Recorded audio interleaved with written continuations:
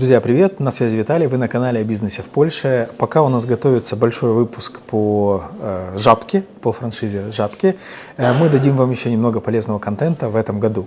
Сегодня 30 ноября, завтра 1 декабря, соответственно, у нас остается 1 месяц до конца года.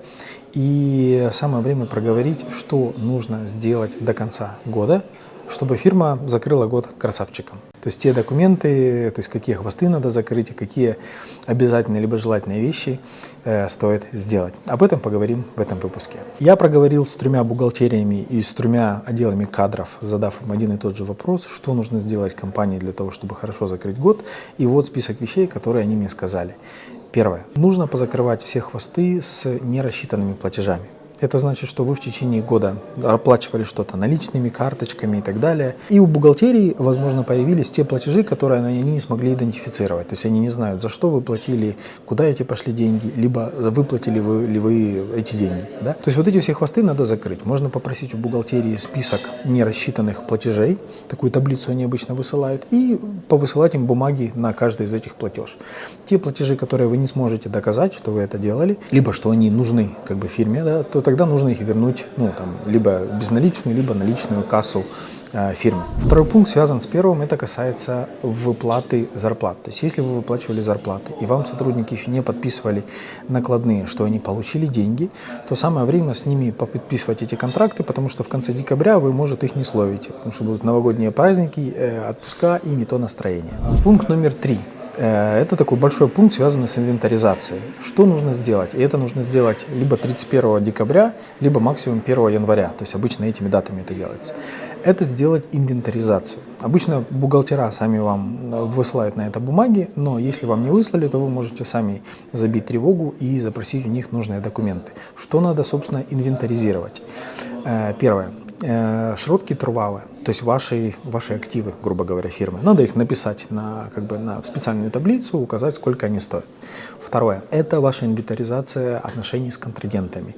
То есть выглядит это так, что вы им высылаете письма, чтобы показать, что по вашему сальдо никто никому ничего не должен. Ни вы им, ни они вам. По этому пункту 2 бухгалтерии мне сказали, что надо это делать, а 3 сказала, мы вообще с этим никогда не сталкивались. Поэтому тут уже решайте так, как вам подскажет ваша бухгалтерия. Следующее – это инвентаризация денег. То есть сколько у вас есть в наличной кассе фирмы, сколько у вас есть в безналичной кассе, сколько у вас есть денег в иностранной валюте, это тоже заполняется в специальную таблицу. И если у вас производственная либо компания, либо торговая компания, то это еще инвентаризация товаров. То есть тех товаров, которые вы продаете, надо тоже списать, сколько их, сколько они стоят, сколько у вас материалов, на какую цену.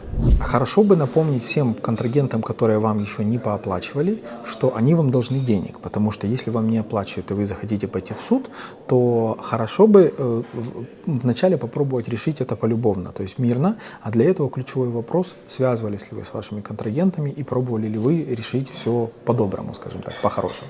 Поэтому всем отправить письма, желательно с печатью, с подписью на их адрес, с подтверждением отправки, кто вам что должен. А следующий пункт – это позычки, то есть если фирме давал кто-то в долг, то тоже либо возвращать эти позычки, либо актуализировать эти контракты, продлить эти позычки, чтобы в целом не висело контрактов, у которых уже прошли сроки годности, а по ним еще кто-то что-то кому-то должен. То же самое касается сотрудников. Если у вас позаканчивались контракты с сотрудниками, то есть смысл их заранее продлить в этом году, чтобы продолжать с ними отношения. И раз мы уже заговорили про сотрудников, вот вам еще список действий от кадров.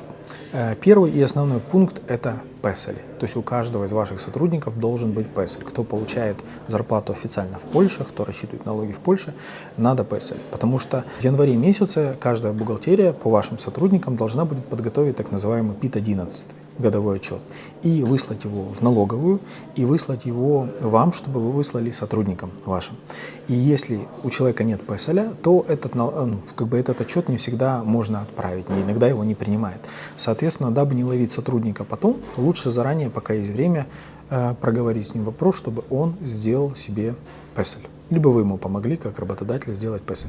Дальше, то, что говорили с вами, это попросить их подписать все листы плац, листы делегаций, то есть все те бумаги, которые и в течение года накапливаются обычно. И некоторые бизнесы еще делают такую практику, они пишут, они заключают с сотрудниками аннексы, как бы дополнение к договору на следующий как бы год, либо на следующий период, куда включают продолжение сроков работы и самое главное это новые ставки, условия работы.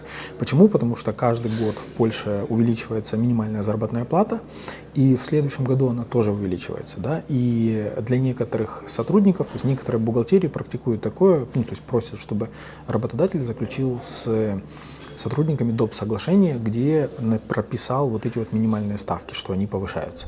Итак, друзья, это вот топ сколько-то пунктов, сколько у нас получилось. Приобщайтесь как бы к беседе, к обмену опытом, делитесь вашими пунктами в комментариях к этому видео. А я с вами прощаюсь, ставьте лайки, подписывайтесь на наш канал и до встречи в следующем видео.